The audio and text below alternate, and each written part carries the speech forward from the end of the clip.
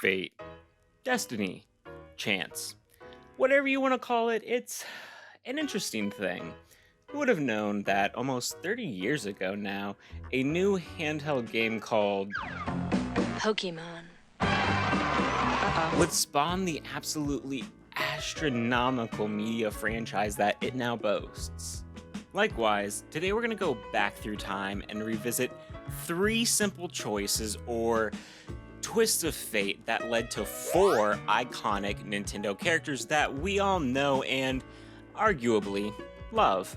Stick around to the end because you did hear me right, that last one is going to be a double. Speaking of doubles, that's the perfect segue into our first stop. Let's strap into our spaceships and dial back to the far-flung year of 2000. NSYNC was double charting with Bye Bye Bye and It's Gonna Be Me.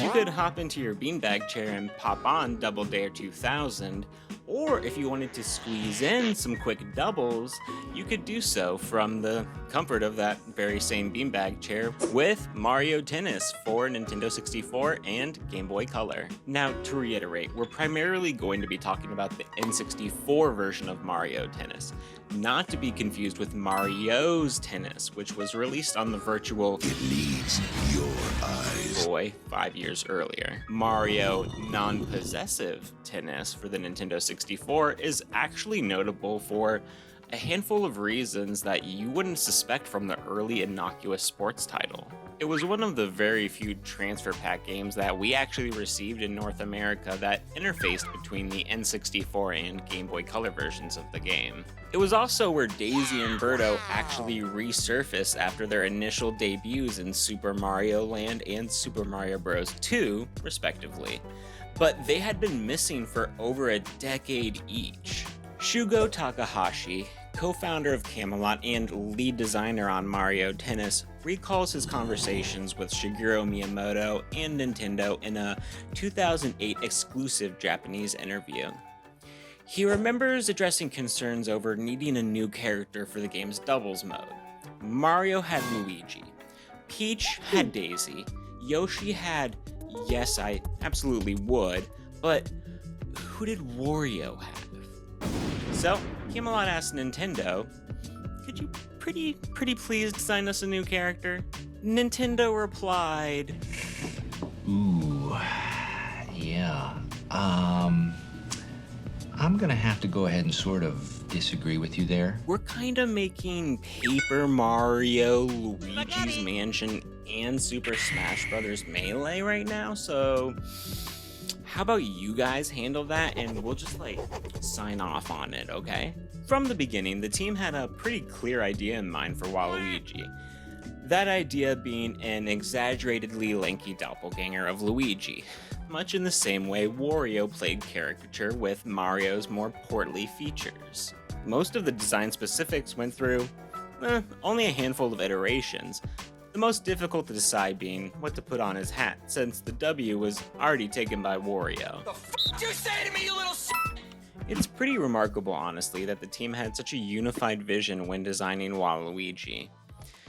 Then when you consider Shugo Takahashi and the team are self-admittedly huge fans of the 1977 anime Yatterman, which features this iconic trio of villains, and everything kinda starts to weirdly fall into place. Boyaki, the name of this one right here, was obviously the primary inspiration for many of Waluigi's now infamous traits.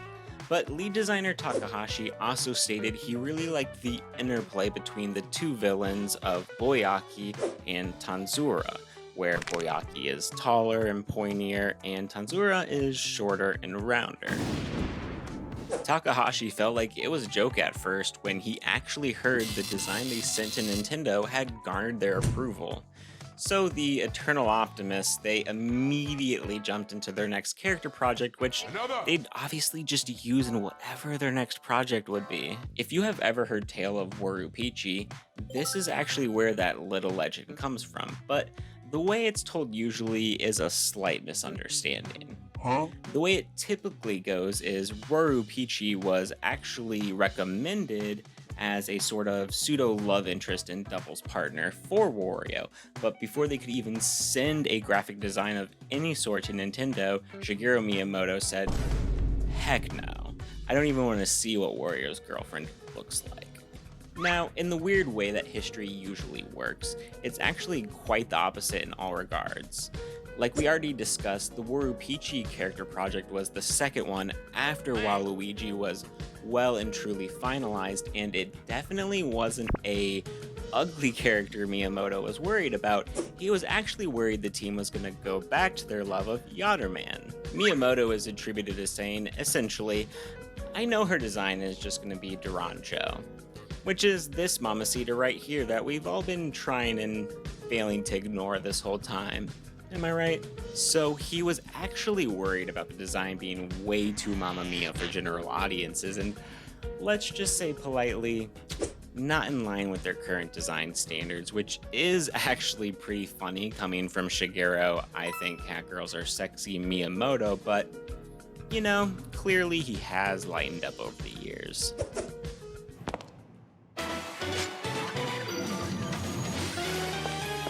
Let's dance, boy.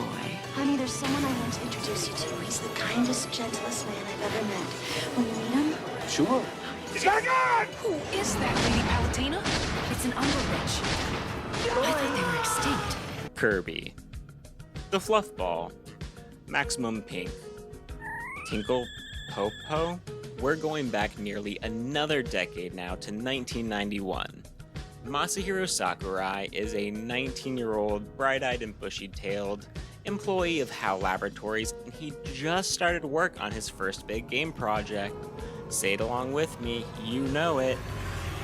Tinkle Star Popo. In those early days, Sakurai toiled away creating complicated sprites for the player character, known as Popopo at the time. But he wanted the programmers to have something to do, so they just plopped in a placeholder, simple design, just to kind of get things rolling. Does the placeholder design they decided to go with look at all familiar to you? You can actually still even notice the original Popopo name in some of these early screenshots that were accompanying an advertisement that was just basically going over some of the basic features of the game. And to clarify, it is called Tinkle Star Popo. You do pronounce the star. Now, to even remotely begin to touch on what Tinkle Star Popo means, I would have to go into a complicated explanation about Japanese pronunciation, so I'm not gonna do that. Oh, okay. I don't even have time to tell you how wrong you are. Actually, it's gonna bug me if I don't. So, the original game title uses this katakana, pronounced Tinkuru, meaning tinkle. But what they actually probably meant to use was this extremely similar katakana, pronounced tuinkuru, or twinkle, as in twinkle twinkle little star Popo. Popopo, the main character, is just one of many of a race called the Tinkle Popo, who of course live in a place called Poo Poo Poo Land.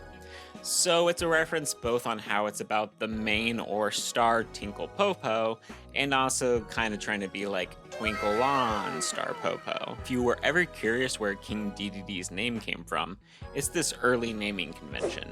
Because of the way Popopo's design was still changing at the time, there was a bit of confusion over what the color of the character was supposed to be. Sakurai recalls that he knew it was supposed to be pink from the beginning, but Shigeru Miyamoto, for whatever reason, thought it was supposed to be yellow. To make matters worse, when they sent the design overseas, the North American marketing teams actually drew up promotional materials showing a white character instead. This is probably a mixture of confusion based on grayscale images they probably received on the primary designs and just lack of proper translation between the Japanese and American teams. In another of Sakurai's games, a little-known title called Super Smash Bros. Ultimate, the yellow and white color palette options that you can choose for Kirby are actually a cheeky nod to this early color confusion. One of the last details for Sakurai's new Dreamland project was to get a proper name for the pink puff he had grown increasingly endeared to over time until he realized he wasn't going to be temporary any longer. Although Popopo was a pretty cutesy sounding name, the team altogether just decided it didn't fit the character anymore. Thankfully, no Japanese lessons are required for this next one because they decided to pull inspiration from American attorney John Kirby. Mr. John Kirby was a known business associate of Nintendo after having successfully defended them in 1984 from the threat of Universal Studios. Sakurai thought it might be a good way to honor the man who protected Nintendo in an early and vulnerable time from a massive company. He would also admit Kirby was pretty harsh sounding, which was amusing in contrast to his overly cute and soft appearance. The case Universal Studios had threatened Nintendo over was because of their 1981 arcade hit, Donkey Kong, which Universal Studios said infringed upon their rights to their character, King Kong. Now, Universal Studios' argument mostly consisted of, "Your Honor,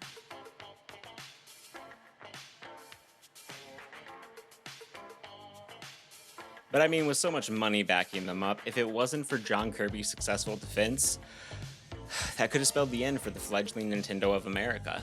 Ironically, like so many things increasingly I talk about on this channel when it comes to gaming history, the only reason that Donkey Kong existed and got into so much hot water over IP dispute was because of Nintendo's timing issues with a totally separate IP they were having at that time. Popeye the Sailor Man.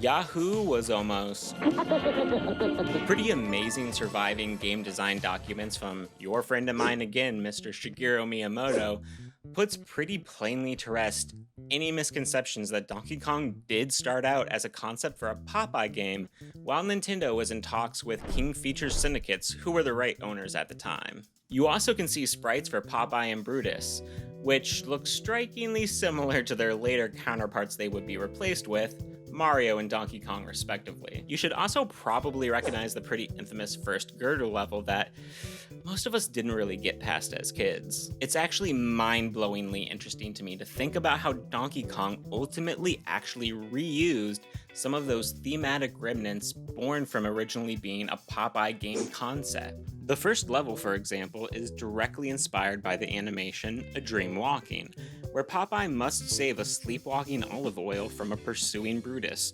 all while they run around all of these obstacles at an active construction site. It's also really neat to see some of the ideas that Miyamoto had that didn't actually make it into the final game that we actually got, namely what looks like bombs scattered throughout the level and a timer delivered via a lit fuse that slowly makes its way up towards the captured olive oil. While Nintendo was actually really keen on making this Popeye game happen, the infamously twitchy rights holders over at King Features Syndicate really needed to take their time with this one. And time being money, Miyamoto and the crew just decided they're gonna rework this one into Donkey Kong, the classic we know and love today. However, funnily enough, right when Nintendo was basically done with Donkey Kong, having reworked it from the original Popeye prototype, King Features Syndicate got back to them and said, "Hey, you know what? We will take a Popeye game. That sounds swell. We would like it right away." Being essentially done with Donkey Kong, Nintendo decided they didn't have the time or money to rework it back into that Popeye game, so they would just release Donkey Kong and make another original game based on Popeye, which is what you're seeing here now. It's also pretty amazing how quickly they were able to get it done, only taking about a year to get it out. So, to reiterate, we had Nintendo trying to be productive and diligent in avoiding IP law because of their slow partners, King Features Syndicate, who owned Popeye, taking so long. But then in using their own original characters, Nintendo incurred the wrath of Universal, claiming Donkey Kong was too similar to their own character, King Kong.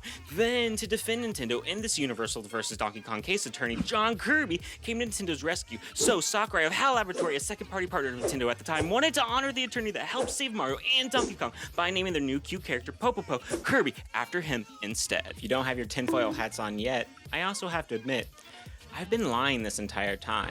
This episode actually isn't about 4 characters, and this last one isn't a double. It's actually about 5 characters, and this last one's a triple. See, we talked about Mario and Popeye, we talked about Donkey Kong and Brutus, and we did mention Olive Oil, but we never got to her counterpart.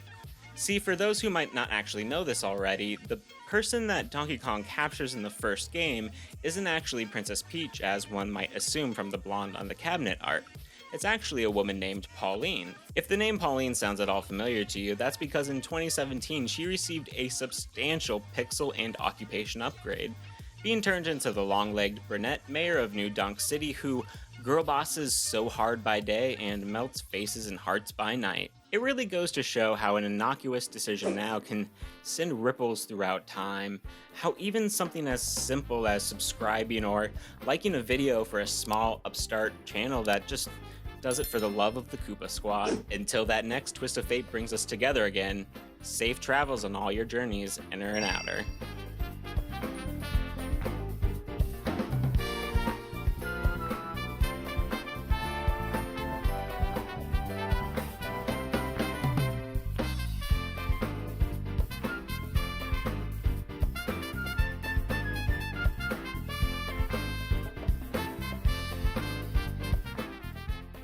It's pretty remarkable, honestly, that the team had such a unified vision when designing Waluigi.